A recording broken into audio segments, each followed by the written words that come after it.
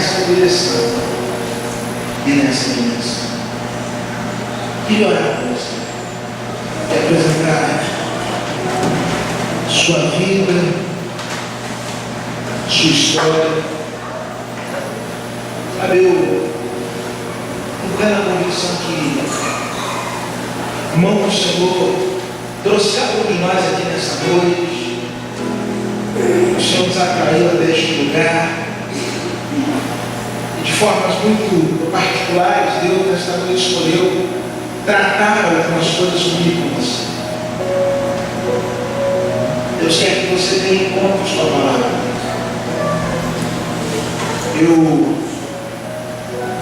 Quando comecei a namorar com a esposa, eu morava no Rio, era em Recife, Maceió, não tinha essa facilidade da internet, nós falávamos muito por telefone, até demais, mas tinha umas cartas que chegavam. Era muito legal quando chegava uma carta. Pegava a carta, lia uma vez, enchia no coração. Na hora do almoço lia de novo, guardava, no outro dia dava mais uma olhadinha. Rapaz, tem negócio aí que eu não percebi. Olha, vamos ver se eu fiz esse desenho. Como é gostoso receber uma carta de amor. A palavra de Deus é uma carta de amor para você. Mas infelizmente a gente lê muito pouco essa carta. Você não imagina o quanto essa carta pode renovar o seu coração. Quando você deveria todo dia pegar a carta e falar, olha, olha o que ele falou para mim, olha o que ele escreveu para mim, olha como ele me ama, olha como especial, minha família é para ele. Mas eu não tinha observado isso aqui não, tem isso aqui também. Você precisa hoje rever o seu conceito sobre Deus. Ele é sua proteção, Ele é sua provisão. O Senhor há de prover, o Senhor há de sustentar. Obviamente, eu e você vamos fazer como Neemias, vamos trabalhar, vamos levantar, vamos edificar, vamos suar a camisa. E o Senhor vai nos abençoar, vai guardar nossa entrada, nossa saída. Ele vai suprir a todas as nossas necessidades. E o que nós vamos fazer aqui, olhar para aquilo que parece impossível, distante, inatingível, inalcançável, e dizer assim: amém. Amém. E orar para você, se Deus falou algo com você nessa noite, você quer que eu olhe por você, algo no seu coração, que você e Deus, você deve orar para que a semente da palavra não seja dada, que essa semente germine, dê fruto, alguma coisa na sua vida, que você vai precisar acertar com Deus. E certamente não interessa saber o que, mas algo que você precisa colocar diante de Deus. Queria orar para você, eu vou pedir. Se você quer que ore por você, você aí no seu lugar, fique em pé para a gente orar pela sua vida. Estou convidando você a ficar em pé porque eu já estou. Tem coisas que eu preciso acertar com a minha vida. Eu quero sair daqui hoje, trocado pelo Senhor, como marca do Cristo desse tempo. A gente não quer só um culto, a gente está no tempo onde Deus mexe na nossa vida, onde Deus toca a nossa história. Se tem alguma coisa aí, fala com o Senhor. Ó Deus, eu quero apresentar minha vida e a vida dos meus irmãos diante do Senhor. O Senhor nos conhece, o Senhor é nosso Pai. Ah, Pai, Paizinho querido, Senhor, nós te amamos. Apesar da imperfeição do nosso coração, dos nossos pecados, da pequenez da nossa alma, nós te amamos, Pai. E nós queremos dizer para o Senhor que existem coisas que o Senhor quer tratar na nossa vida, Existem pontos que o Senhor jogou luz sobre a nossa história nessa noite. E Deus, a gente precisa entender algumas mudanças na vida da gente. Mas eu queria confessar ao Senhor que eu não sei como mudar algumas coisas na minha vida. Por isso eu queria te pedir, Deus, que o Senhor fizesse comigo como um pai que pega a criança pela mão e me mostra o caminho que eu tenho que andar. Deus me segura pela mão, me mostra aquilo que é projeto do Senhor para mim. Mas Deus, eu quero te agradecer as igrejas aqui representadas de uma maneira muito especial pela vida de Rocha. Deus, quero te agradecer pela vida do pastor Roberto, da sua esposa, das suas filhas. Deus, eu quero te pedir que o Senhor renove o coração do teu filho, da saúde física, saúde emocional, saúde espiritual. Deus, abençoa sua esposa, abençoa suas filhinhas, Deus. A gente sabe que não são poucos os ataques do inimigo contra a família do teu servo, a família dos teus servos. Eu te peço, Deus, põe a mão sobre essa casa, dando sempre a tua bênção sobre eles.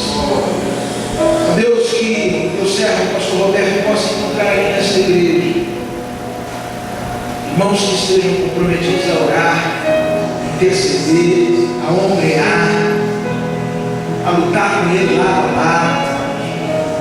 Ó Deus, a encorajar nos momentos de desânimo, a alegrar nos momentos de tristeza.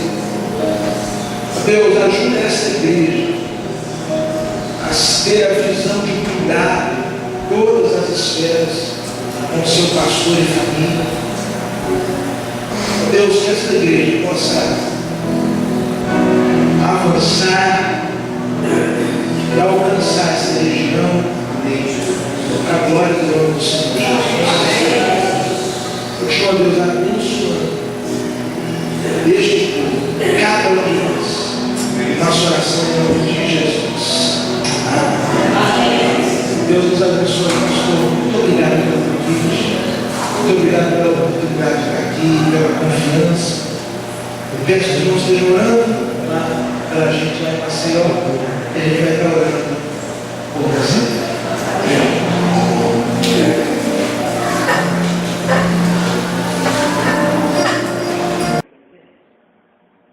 A gente vai, por exemplo, o Rio de Janeiro, uma grande cidade, vai para o interior.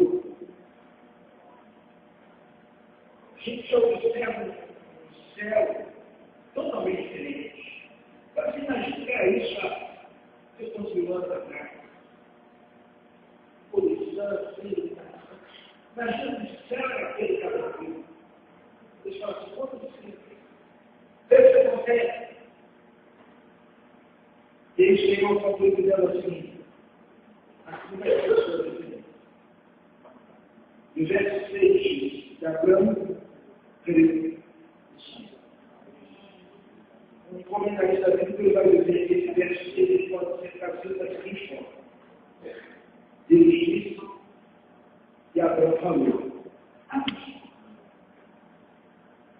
Sabe, irmãos, a vida da gente não é transformada pela quantidade de promessas que a gente consegue fazer. Senhor, se fizer isso, eu vou fazer aquilo. Ó, Senhor, aquela porta se abriu, eu quero mais um curso. Olha, se eu sair dessa, agora eu vou fazer isso. Ai, meu Deus! Muito bom, vai ser. Eu quero fazer essa oração, eu vou fazer fazendo bem, Deus, Deus, Deus. E eu sou esperando dos casos de todas as coisas. A vida da gente vai mudar também, mas não tem tempo para Deus, não. A vida da gente mudar quando a gente vê aquilo que Deus já nos prometeu. E mesmo que a gente não entenda, a gente diz amém.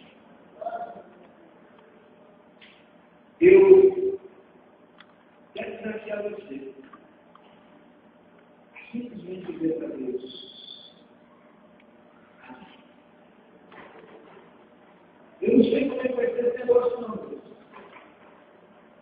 intimidade com a esposa que eu tenho, tem uma descendência tão grande, tão incontável como a de Deus. Senhor, não sei como é que vai ser esse negócio não, até agora, quando eu era novo não aconteceu, quando eu era nova não aconteceu, vai acontecer agora? Senhor, não sei não, mas isso está dizendo.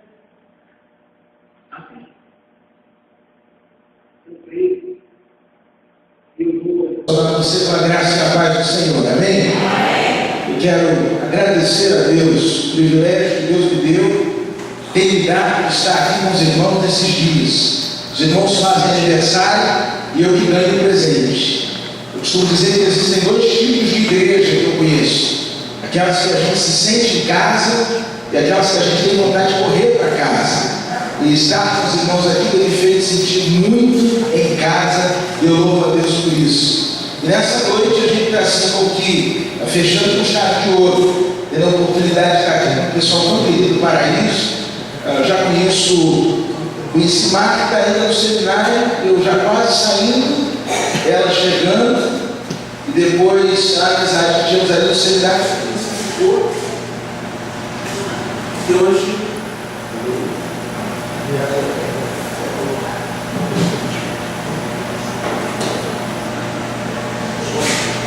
amor, se identificou porque agora temos um relacionamento de família, né? O pastor Vladimir é primo da minha esposa, né? Então somos primos e a alegria é grande, sempre que eles estão lá em Maceió, a gente sempre possível se encontra, já esteve pregando lá na igreja e como eu fui abençoado hoje à noite pela vida, pelo ministério de vocês e queria dizer para vocês do Paraíso que é muito mais fácil chegar em Maceió do que chegar em Rocha Miranda. Eu não sei quantas ruas vocês. Sério, é uma questão simples, eu vou explicar para vocês. Vocês têm ideia de quantas ruas vocês pegaram para chegar até aqui? Para chegar em Maceió, vocês vão pegar uma só. Entra na 101, é só pegar a 101, entra em São Gonçalo, só sai lá em Maceió. Uma rua de São Gonçalo a Maceió. Nem pedágio, chegar o pedágio tem na 101, mas o pedágio eu pago, deixa o pedágio, leva a nota para o resolvo. Aí vocês pegaram um monte de rua para chegar aqui, para chegar em Maceió mais fácil. É uma reta. Depois que caiu na manilha, é uma reta. Vai, esquece. Vai indo daqui a pouco lá. Então, para quem chegou, Rocha Miranda, pega a direita, pega a esquerda, vai para frente, vai para trás. Chegar em Maceió é muito mais fácil. A menor distância entre dois pontos continua sendo uma reta. Então, é só vocês pegarem a estrada e irem até Maceió. Está feito ali o convite ao pastor Vladimir e a Marta e a toda a equipe lá daqui da Igreja do Paraíso. A Igreja Rocha Miranda traga um abraço muito especial. Eu estive conversando com o pastor João Luiz, com a Priscila que foi aqui durante muito tempo, ela mandou um abraço do tamanho do mundo para os irmãos que não ter vindo aqui hoje, mas por conta de atividades lá na Vila da Penha, não puderam chegar até aqui. Quero convidar você para abrir sua Bíblia comigo, no primeiro livro da Bíblia, Gênesis, capítulo 15. Eu quero ler com você do verso 1 ao verso número 6. Gênesis, capítulo 15, a partir do verso 1, nós vamos ler até o verso de número 6. A Bíblia diz assim: depois dessas coisas, a palavra do Senhor veio a Abrão numa visão, dizendo: Abrão, não temas, eu sou teu escudo, o teu galardão será muito grande. Então disse Abrão ao Senhor Deus: que me darás, já que ele de morrer sem filhos, e o herdeiro de minha casa é Eliezer de Damasco. E Abrão prosseguiu: tu não me deste filhos, o servo nascido na minha casa será o meu herdeiro. Então veio a palavra do Senhor: ele não será o teu herdeiro, mas aquele que proceder de ti mesmo será o teu herdeiro. Então levou para fora e disse: olha agora para o céu, conta as estrelas, se é que consegue contá-las. E acrescentou: assim será a tua descendência. E Abraão creu no Senhor. E o Senhor atribuiu isso como justiça. Vamos falar com Deus. Obrigado, Senhor, por essa noite, por esse tempo de adoração, por esse tempo de comunhão. Obrigado que o Senhor tem falado aos nossos corações e não há dúvida alguma que o Senhor deseja continuar falando. Por isso nos abrimos para te ouvir. Em nome de Jesus. Amém. O texto que acabamos de ler, ele se encontra num contexto muito interessante, num momento interessante da vida de Abraão. O texto começa falando a seguinte expressão: depois destas coisas. Sempre eu leio essa expressão, eu me interesso em saber que coisas foram essas.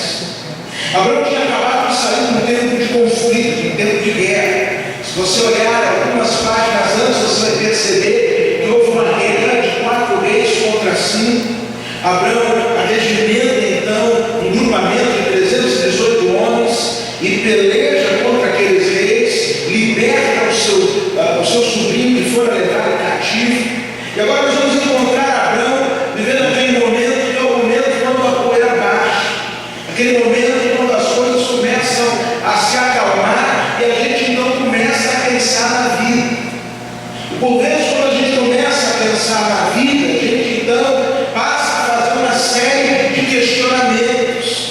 A gente passa então a se perguntar sobre uma série de coisas. Era esse o momento de Abraão. A guerra já havia passado, agora um momento de paz. E é nesse instante que ele começa a fazer um inventário da vida dele. E nesse inventário ele declara que passava pelo seu coração a percepção de que ele tinha feito tudo que Deus tinha mandado ele fazer, mas que Deus ainda não tinha cumprido aquilo que Deus prometera cumprir na vida dele. Sabe o que a gente tem? Eu fiz tudo certo, tudo que Deus mandou eu estou fazendo, mas por alguma razão aquilo que Deus disse que ia fazer ainda não aconteceu. A verdade é que provavelmente Abraão vivia um momento de crise.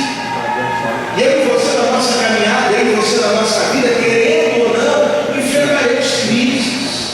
Eu e você, querendo ou não, chegaremos em momentos onde a gente vai pensar assim: será que tudo isso está valendo a pena? Será que era esse o caminho que eu tinha que ter trilhado? Será que eu fiz as melhores escolhas? E a grande questão é quando a gente entra num momento como esse, como é que a gente consegue sair? Aniversário da igreja teve avaliação. É tempo quando a igreja olha para a sua história e começa então a questionar o que fez, se vale a pena continuar fazendo, se é hora de mudança. E como é que a gente então consegue reencontrar o prumo no meio de todas essas perguntas? A história de Abraão vai nos mostrar algumas ações da parte de Deus e uma ação da parte de Abraão que são fundamentais na nossa vida para que nós possamos ir para além dos dias escuros, das noites de crise da nossa história. É preciso, amados irmãos, e isso se torna muito claro no primeiro versículo, que nesses tempos de avaliação, de questionamento, nós tenhamos encontros profundos com a palavra de Deus. Interessante como começa o verso primeiro: depois dessas coisas veio a palavra do Senhor a Abraão. Não há possibilidade alguma de sairmos da crise, de sairmos do momento de questionamento, de avançarmos sem experiências com a palavra de Deus. Nosso problema é que nós temos uma facilidade muito grande de, em meio às crises, ignorarmos o que Deus está falando e ressaltarmos aquilo que fala o nosso coração ou aquilo que as circunstâncias à nossa volta estão nos dizendo. Eu lembro que alguns anos atrás ocorreu a Convenção Batista Brasileira lá em Foz do Iguaçu. E nós fomos com um grupo de Maceió, uma caravana de quase 70 pessoas. O pessoal comentou, né? Foz do Iguaçu, Paraguai, aquela coisa toda. E aí, o avião, assim, mais da metade do avião saiu de Maceió, todo mundo indo para a convenção. Eu não vi, confesso, eu não vi aquele povo todo lá na Assembleia, mas que foram. Primeiro que a gente estava no aeroporto e resolvemos, então, antes de entrar no avião, fizemos um círculo e resolvemos fazer uma oração. E a palavra que veio no meu coração naquele momento foi do texto de Salmo que diz que o Senhor guardará a nossa entrada, a nossa saída, desde agora e para sempre. Amém. E oramos agradecendo pela certeza do cuidado de Deus. Era madrugada, 4h da manhã saiu o voo, fomos entrando. Eu estava logo assim na segunda fileira, encostei na janela, queria dormir, e aí senta um irmão ao meu lado. Ele falou: pastor, coisa boa do seu lado, que eu morro de medo de andar de avião, mas com o senhor aqui, o negócio está seguro. É assim, tá bom, vai nessa. E aí aquela coisa de embaixo, o pessoal entrando, daqui a pouco vai entrando uma família lá da igreja, o Joãozinho, Cida com a filhinha deles, a Clarinha é uma figura, aquelas crianças assim, são elétricas, não param um só minuto. E a Clarinha vai entrando no avião com as mãos espalmadas, fazendo assim. E aí, quando estava assim, tá bom, daqui a pouco ela abre a boca e diz assim: este avião vai cair. Vai pro fundo do mar. E aí, o camarada do meu lado estava comigo e falou assim: esse irmão, todo ele tem assim, quando fica nervoso, ele tem um tique, mas quando ele fica nervoso, dispara, né? Aí começou: pastor, eu vou, irmão. Pastor, o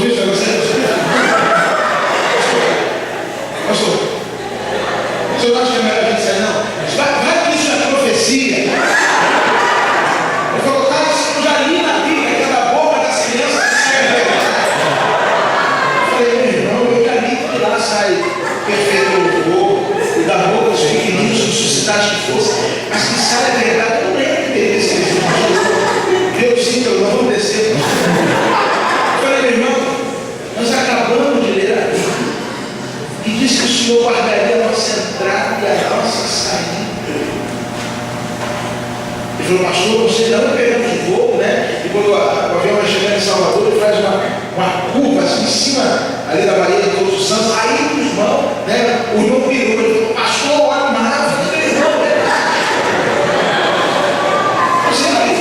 você já sabe, é claro, o avião não caiu, louvado seja Deus por isso. Mas me impressionou a facilidade que nós temos de esquecermos aquilo que o Senhor já nos falou. A capacidade que temos de colocar de lado aquilo que é verdade da palavra de Deus e trocarmos com tanta facilidade pelas impressões do nosso coração.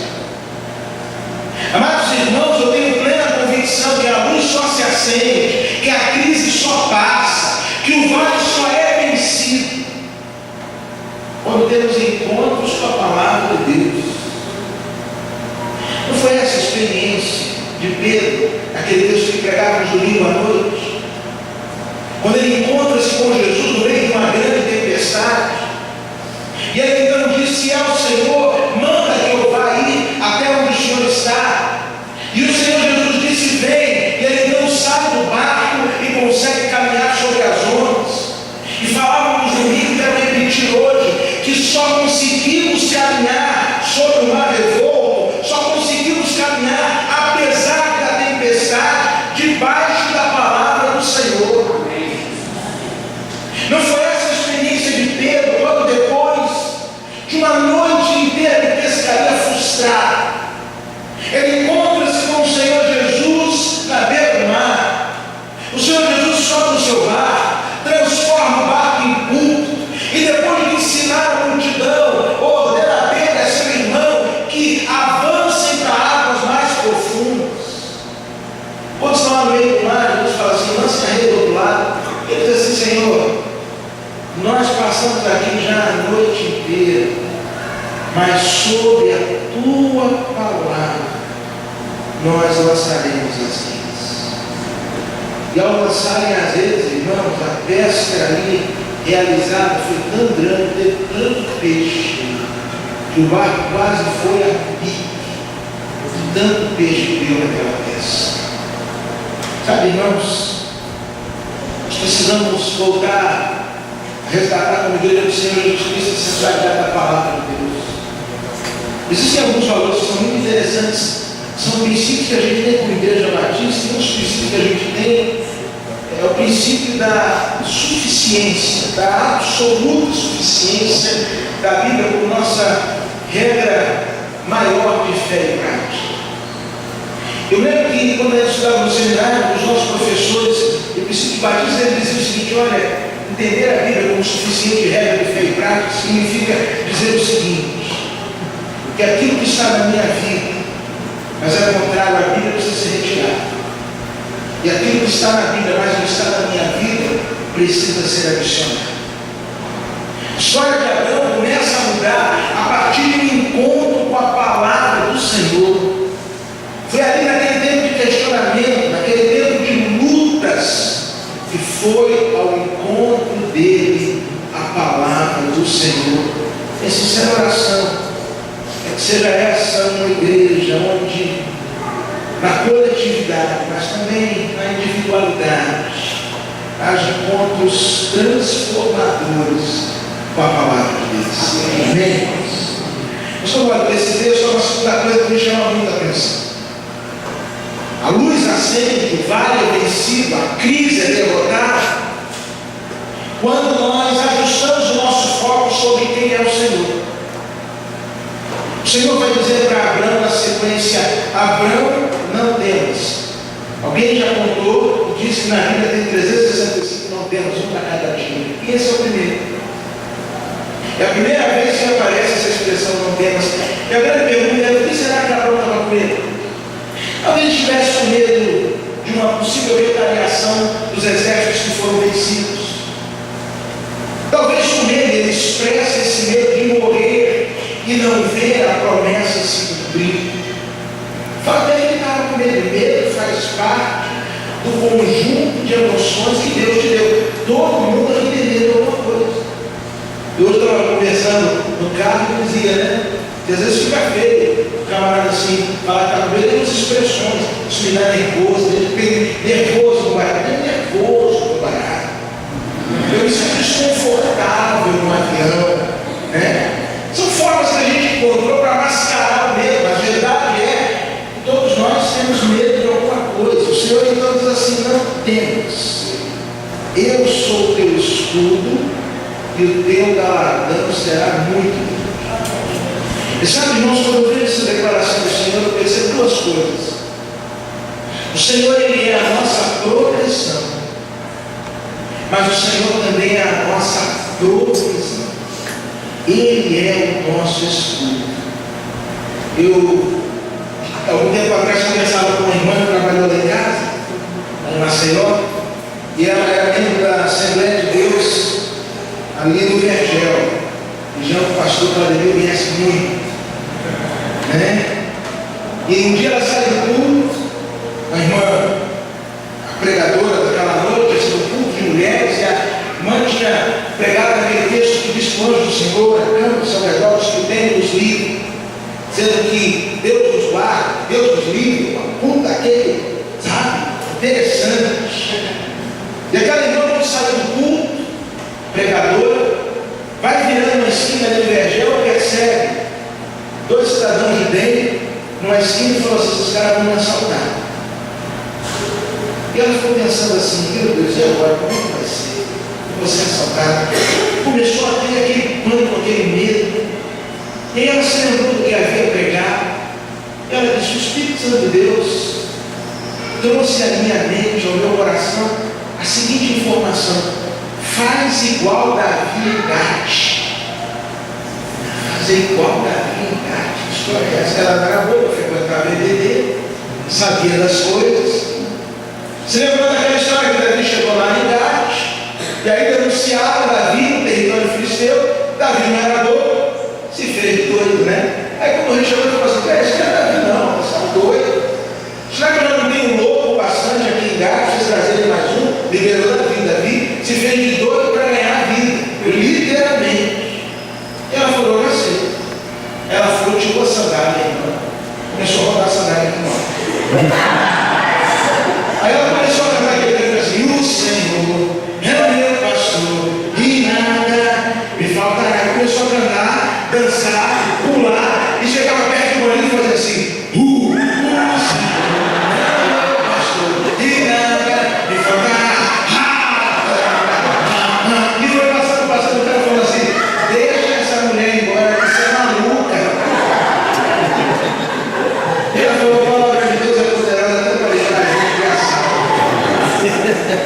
O Senhor é o nosso escudo e a nossa provisão. Algum tempo atrás eu ouvia o pastor Pascoal Piragim pregando sobre o Senhor que nos defende. Ele falava de um tipo de escudo que existia, era muito comum nos tempos bíblicos. Que era um escudo que ele era do tamanho e tinha o formato de uma porta.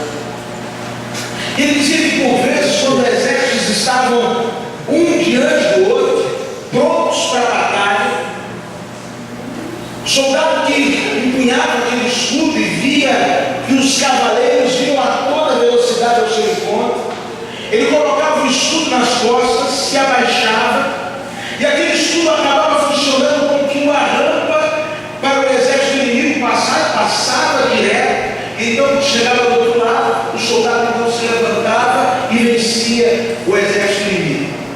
E o pastor Pascoal dizia o seguinte: ali debaixo do escudo, o soldado sentia a pressão, ouvia o grito, sentia e percebia o barulho do exército inimigo, mas ele não era destruído porque ele estava debaixo do escudo.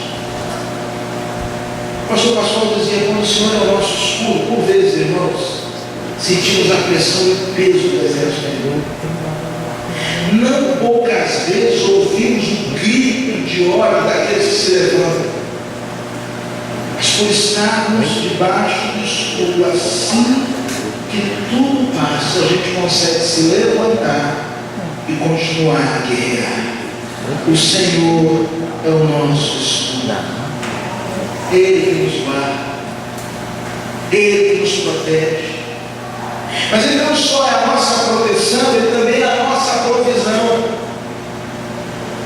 Ele diz: grande será o teu galardão.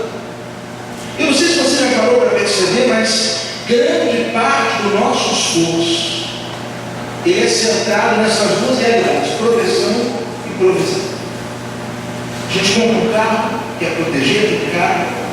A gente tem uma casa, a gente quer proteger a casa, a gente quer ter segurança nas ruas, a gente quer segurança para os nossos filhos. Ou seja, investimos muito em proteção e a nossa grande preocupação é provisão. Por isso que a gente estuda tanto, trabalha tanto, sai cedo e volta tarde, faz concurso, faz especialização, mestrado, doutorado, trabalha às vezes 3, 4 horários num só dia. Trabalha final de semana, faz hora extra, se mata, tudo por conta da provisão. E a gente acaba se esquecendo, irmãos, que nós temos um Deus que Ele, de forma alguma, Ele não nos incentiva a preguiça, Ele não nos incentiva ao ócio, mas Ele nos assegura que Ele suprirá todas as nossas necessidades. Deus é a nossa provisão, mas Ele é a nossa proteção, mas também é a nossa provisão. Igreja é um negócio louco. Eu conversava um dia desse com um gerente de um banco lá e ele tentou me explicar por que a igreja não consegue linha de financiamento, porque ele não consegue linha de crédito. Ele falou: muito simples. Que certeza o senhor tem, como pastor da igreja, que domingo que vem todo mundo vai aparecer? Que certeza o senhor tem que se der uma enchente na Maceió, durante 15 dias ninguém conseguir sair de casa, os irmãos vão para a internet bem fazer a transferência do dízimo? Eu nem. Então o senhor já conseguiu imaginar que o senhor trabalha com um negócio chamado negócio de todas as pessoas, de negócio de risco, que é uma loucura? Vocês contratam gente. Chama o cara para você, é ministrando na igreja. O cara vai trabalhar com você. Vocês compram. Vocês fazem uma prestação de financiamento de 30 anos. Mas você já pensou que loucura é isso? E esse gerente de banco, apesar de não estar na igreja, ele é filho de um pastor presbiteriano. Ele falou: às vezes o camarada está lá na igreja, um dia olha para o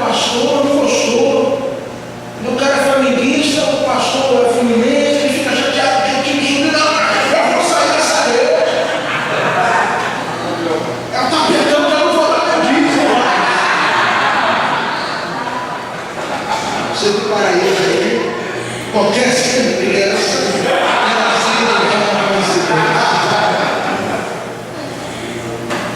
qualquer coisa o camarada vai e corta. Aquele garoto que você orou, quando não tinha nada, perdeu um pouco, ele passou no concurso, agora ele é auditor federal. Primeiro mês, o camarada é transferido lá para o Amapá.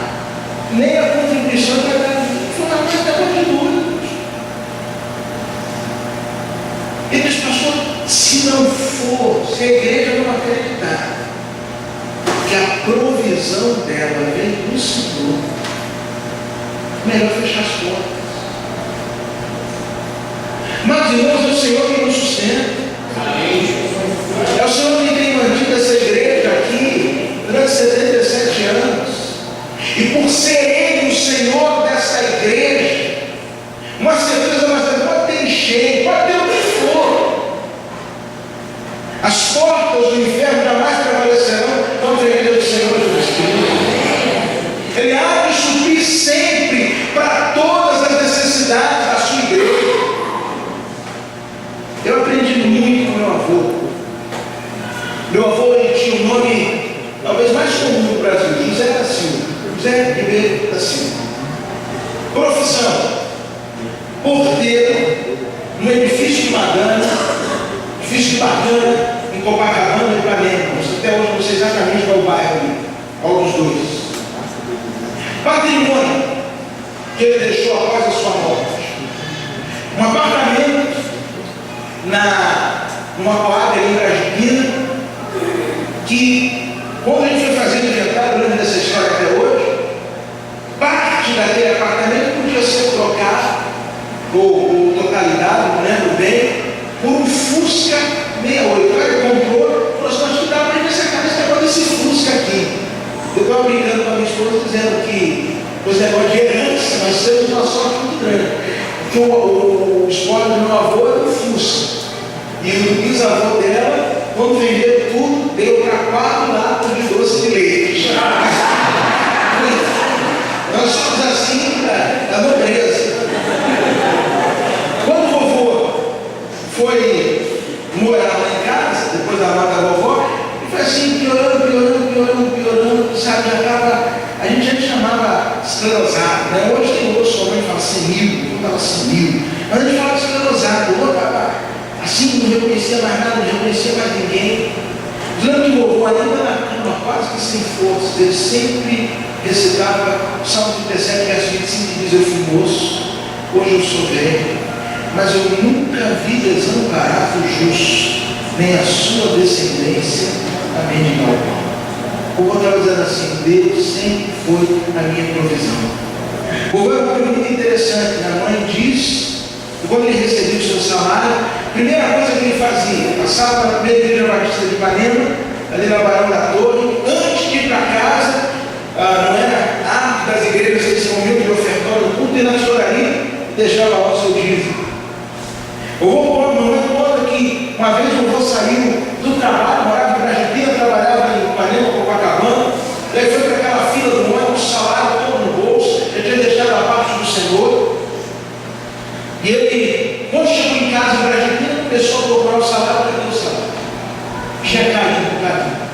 Aí você imagina, quando sair lá de Ipanema, na Praça General Osório, e até Brasília de ônibus, ele é uma viagem.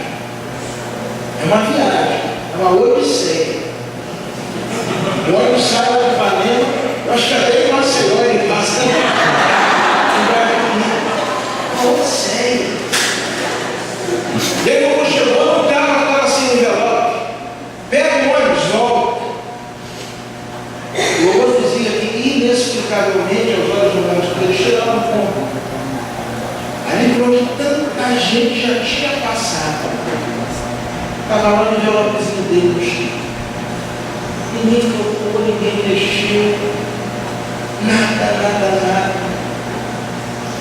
Porque Deus a quem ele servia, ele tinha plena convicção que é o Deus da proteção, mas também é o Deus da provisão. Mas o Senhor cuida. O Senhor cuida.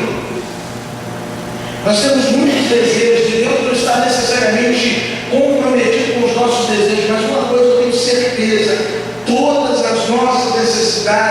ame ser supridas pelo Senhor. Abraão, eu sou a tua proteção, mas eu também sou a tua provisão.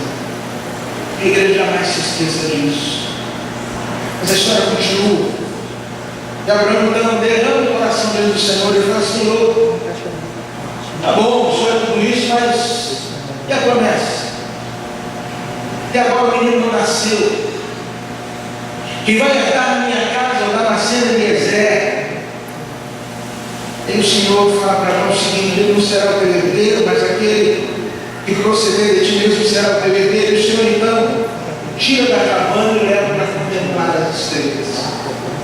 Sabe, irmãos, às vezes nós estamos passando por um problema tão sério que nós precisamos sair da cabana para contemplar as estrelas. Às vezes nós estamos ali, sabe, focados. Às vezes eu estava brigando lá com a minha esposa, que ela estava com a mania para arrumar as contas que a gente tinha que pagar. Ela tinha mania de colocar a conta na porta da geladeira. Eu falei: minha filha, isso é coisa do diabo. Você dá uma porta de madrugada para tomar uma água, para comer um negocinho. Aí está lá a fatura do cartão de crédito. Aí chega de manhã, eu estou morto lá, não sabe o que é. Eu não sou mais criança, não faço isso comigo, não. Às vezes nós estamos passando por um problema e só vemos o problema, só falamos do problema, só pensamos no problema. Deus precisa pegar a gente pela mão e falar assim: cara, sai um pouquinho da tela e vamos olhar. E Deus fala para ele assim: está vendo esse céu maravilhoso aí? Quantas estrelas você está contando? Você consegue imaginar o que é?